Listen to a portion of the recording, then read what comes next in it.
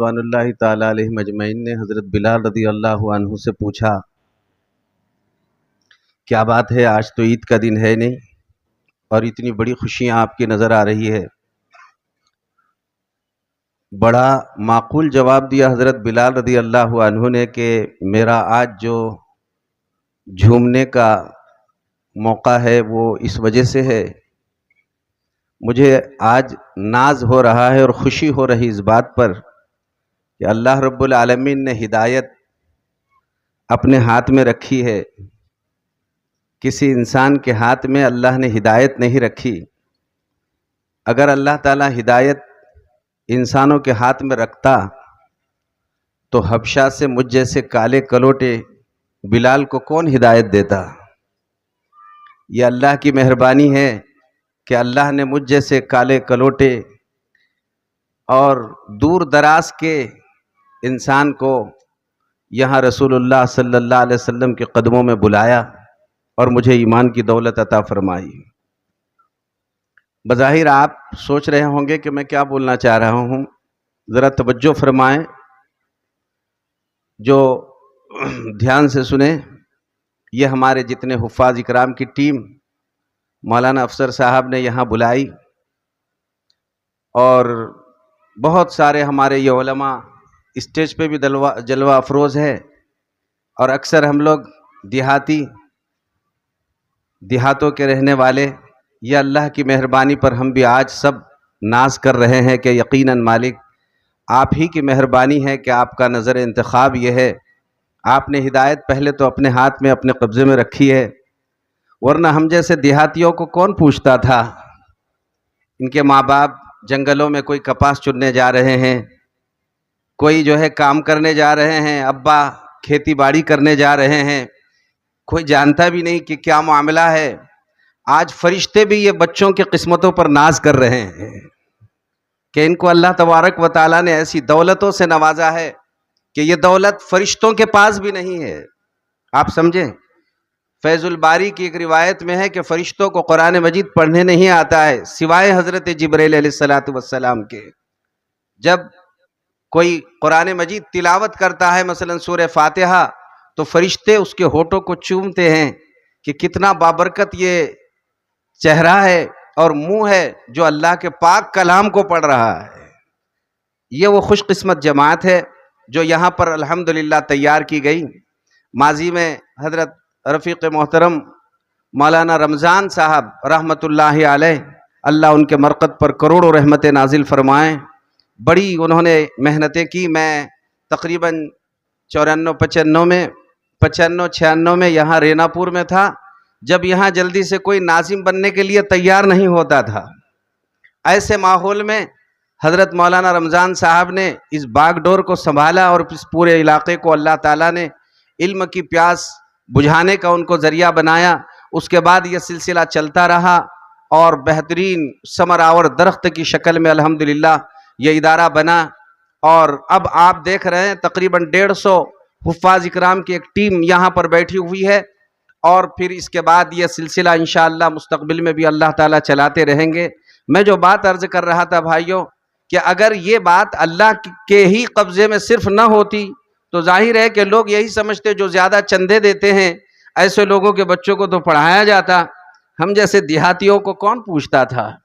یہ اللہ کا کرم ہے کہ رب العالمین نے ایسے بچوں کو، دیکھیے چندے دینے والے تو بہت سارے ہیں لیکن بچوں کو داخل کرنے والے بہت کم ہیں، اور یہ بچے دیکھیے دیہاتوں کے سب رہنے والے۔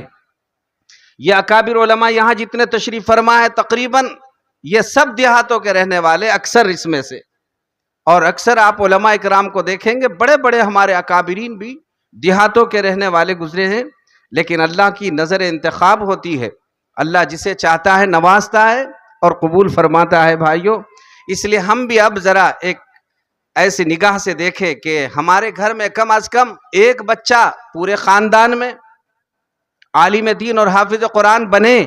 ان باتوں کی ہمیں فکر کرنا چاہیے، چونکہ اس کا بہت بڑا فائدہ دنیا میں تو برکتوں کے ذریعے سے ہوتا ہی ہے، آخرت میں بھی اس کی لامتناہی برکتیں وہاں محسوس ہوگی کہ کیسے اللہ تبارک و تعالی نواز رہا ہے اور کتنا اللہ تبارک و تعالی نوازتے ہیں۔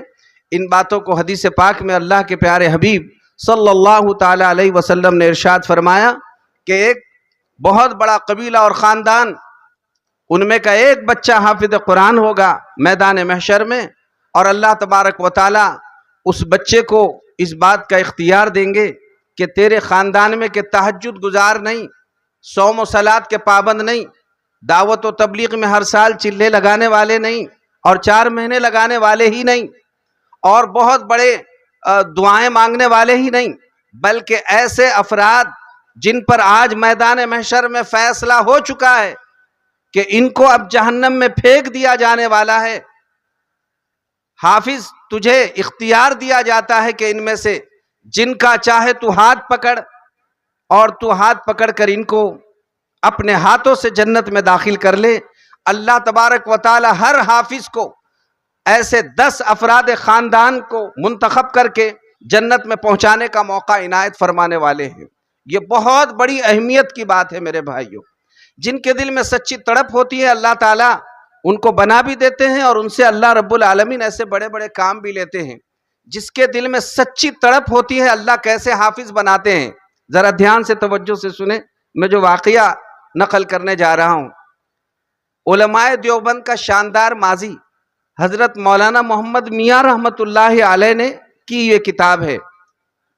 حضرت کا پورا خاندان حفاظ سے بھرا ہوا تھا، بڑے بڑے حفاظ اللہ تعالیٰ نے ان کے خاندان میں، مرد تو مرد، عورتیں بھی ان کے خاندان میں حافظ ہوا کرتی تھی، اور وہ زمانہ بڑا قرآن پاک کی طرف توجہ کا تھا۔ فرماتے ہیں حضرت کے خاندان کی ایک لڑکی کی شادی ہوئی، ان کے خاندان کی ایک لڑکی کی شادی ہوئی، لیکن اس کی شادی ایک غیر حافظ سے ہوئی۔ اب ظاہر ہے کہ غیر حافظ سے شادی ہوئی تو وہ خاندان میں تو حفظ پر بڑا ناز ہوتا تھا۔ اب یہ لڑکی کی شادی غیر حافظ سے ہوئی، لڑکی کو جیسے ہی اندازہ آیا کہ مسئلہ تو بڑا بنا ہوا ہے کہ ہمارے یہاں سب حافظ ہے اور میرا شوہر حافظ قرآن نہیں ہوگا تو یہ میرے لیے بڑی شرمندگی کی بات ہوگی۔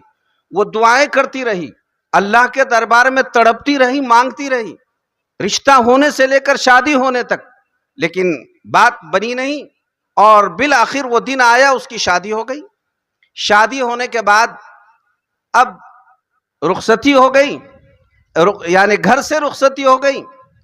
اب ظاہر ہے کہ پہلے دن اس کا شوہر اس کے پاس پہنچا تو اس نے شوہر سے ایک شرط لگائی کہ مسئلہ تو بڑا کٹھن ہے، یہاں پر بات یہ ہے کہ دیکھیے ایک طرف تو قرآن ہے، اب قرآن پر قرآن ہی رکھا جا سکتا ہے، غیر قرآن کو قرآن پر رکھا نہیں جا سکتا ہے، لہٰذا جب تک آپ قرآن جیسے بن کر نہیں آئیں گے ہمارا تعلق نہیں ہو سکتا ہے۔ بڑے کٹھن مسئلے میں وہ لڑکی نے اس کو ڈال دیا۔ اب یہ جو ہے اس کا شوہر حیران و پریشان ہوا۔ اس زمانے میں ایک بہت بڑے حضرت اسماعیل میاں جی رحمت اللہ علیہ سہروردی سلسلے سے تعلق رکھتے تھے، وہ بہت بڑے پائے کے بزرگ تھے۔ صبح فجر کی نماز کے بعد یہ شخص اپنی شکایت لے کر حضرت کی خدمت میں گیا اور کہا حضرت بہت بڑی پریشانی ہے۔ کہا کیا ہے؟ کہا مسئلہ یہ ہے کہ بیوی تو حافظ قرآن ہے اور میں حافظ قرآن نہیں ہوں، اور اس نے یہ شرط لگائی کہ جب تک تم حافظ قرآن نہیں ہوتے ہمارا آپس میں تعلق نہیں ہوگا۔ اب آپ کوئی ایسی سبیل بنا دیں کہ جس کی وجہ سے ہمارے لیے جوڑ کی کوئی سبیل بنے۔ حضرت نے فرمایا کہ ہمارے یہاں مدرسہ چلتا ہے، ہم تم کو 6 مہینے میں حافظ قرآن بنا دیں گے۔ اس نے کہا 6 مہینے کا بہت لمبا انتظار ہے حضرت، اتنا میں برداشت نہیں کر سکتا ہوں، آپ اور کوئی ایسی سبیل بنا دیں جس میں میں اس سے بھی جلدی سے حافظ قرآن بن جاؤں۔ وہ بڑے پائے کے بزرگ تھے، اس کتاب میں یہ واقعہ لکھا ہوا ہے۔ حضرت نے فرمایا کہ ٹھیک ہے، کل فجر کی نماز میں ہمارے ساتھ آ جانا، اور جب فجر کی جماعت کھڑی ہو جائے تو ہمارے سیدھے طرف سے تم نے کھڑے ہو جانا۔ دوسرے دن فجر کی نماز میں چونکہ سچی تڑپ والی اس کی بیوی بھی تھی اور اس کے دل میں بھی سچی تڑپ تھی۔ دیکھیے سچی تڑپ رکھنے والے کے لیے اللہ تعالیٰ کیسے راستے پیدا فرماتے ہیں۔ اب ظاہر ہے کہ وہ چونکہ بہت بڑے پائے کے بزرگ تھے، اور ہمارا ایمان ہے کرامات الاولیاء حق، اولیاء اللہ کی کرامات حق ہے. انبیاء علیہم السلام سے اگر خرق عادت کوئی چیز صادر ہو جائے اسے معجزہ کہتے ہیں. اولیاء اللہ سے ایسی چیز صادر ہو جائے اسے کرامت کہتے ہیں. اور جو فاجر فاسق سے صادر ہو جائے، بہت سارے ایسے لوگ بھی ہیں، تو انہیں استدراج کہا جاتا ہے. بہرحال یہ اللہ کے ولی کامل تھے. انہوں نے کہا فجر کی نماز میں ہمارے پاس آ جانا. فجر کی جماعت کھڑی ہو گئی، سیدھے طرف سے ان کو کھڑا کیا. کتابوں میں لکھا ہے کہ جب امام صاحب نے سیدھے طرف سے السلام علیکم ورحمۃ اللہ کہہ دیا تو ان کے سیدھے طرف جتنے لوگ کھڑے تھے بطور کرامت اللہ نے سب کو حافظ قرآن بنا دیا. اور جب انہوں نے بائیں طرف سلام پھیر دیا تو جتنے بائیں طرف لوگ تھے سب کو اللہ نے ناظرہ قرآن پڑھنے والے بنا دیا. اللہ رب العالمین نے سارا کام بنا دیا. یہ اب شام میں اپنے بیوی کے پاس گیا اور بجائے جانے کے بعد بیوی سے بجائے یہ کہنے کے کہ میں حافظ قرآن بنا، انہوں نے کہنا شروع کر دیا آج ہم تمہارا امتحان لینے کے لیے آئے ہیں، فلاں پارے میں سے پڑھ کر سناؤ، تمہیں یاد ہے کہ نہیں؟ ماشاءاللہ. آپ سچی تڑپ پیدا کیجئے، اللہ ہمارے نسلوں کو نوازے گا پروردگار عالم. جب اللہ تعالیٰ ایک لمحے میں نوازتا ہے تو اللہ کے لیے ہماری نسلوں کو ایسا نوازنا کوئی بڑی بات نہیں ہے اور کوئی بڑا مسئلہ نہیں ہے. اللہ کے لیے بہت آسان عمل ہے. اس لیے ہم سب فکر کریں کہ ہم اپنی نسلوں کو حافظ قرآن بنانے کی فکر کریں گے انشاءاللہ. نسلوں کو تو بنائیں گے، ہم بھی بننے کی فکر کریں گے. اور جو ہمارے حفاظ اکرام ہے، ہوتا یہ ہے کہ حفظ تو شوق میں کر لیا لیکن بہت جلد اسے ہم لوگ بھول جاتے ہیں. بہت سارے لوگ بھولنے کی بیماری لگ جاتی ہے. ایسے حفاظ اکرام فتاوی شامی کے حوالے سے حضرت پیر و مرشد حضرت مفتی احمد صاحب خان پوری دامت برکاتہم اطال اللہ عمرہ، اللہ پاک ان کو صحت و عافیت کے ساتھ ہم سب کے سروں پر قائم دائم فرما دے.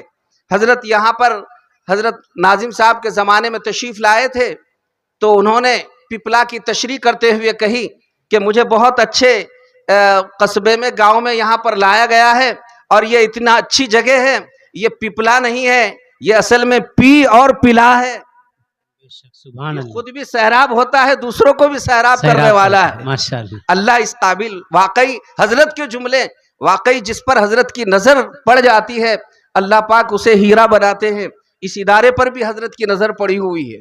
میں بتا رہا تھا کہ حضرت نے یہ بات بیان فرمائی کہ حفاظ اکرام، یہ فتاوی شامی کے حوالے سے حضرت کے محمود المواعظ، اس میں یہ بات حضرت نے نقل فرمائی ہے کہ جن کو یہ لگتا ہے کہ ہم کو بھولنے کی عادت ہے اور بھولنے کا ڈر اور خوف ہے، ان کو چاہیے کہ وہ روزانہ سورہ بقرہ کی 10 آیات سونے سے پہلے وہ تلاوت کر لیا کریں. وہ اس طرح سے الف لام میم سے مفلحون تک یہ 5 آیات ہوتی ہے. الف لام میم سے مفلحون تک کی یہ 5 آیات، آیت الکرسی یہ 6 آیات، اور آیت الکرسی کے بعد پھر 2 آیتیں، یہ جو ہے اس طریقے سے کل 7 آیتیں ہو گئی. اور یہ 7 آیتوں کے بعد پھر آمن رسول کا آخر، یعنی للہ ما فی السماوات سے لے کر آخر تک. جو شخص سونے سے پہلے ان 10 آیات کو پڑھنے کا انتظام جو بھی حافظ قرآن کرے گا انشاءاللہ 1000 سال بھی جیے گا، کسی آیت میں اسے متشابہات بھی نہیں لگے گی اور وہ بہترین قرآن یاد رکھنے والا بنے گا.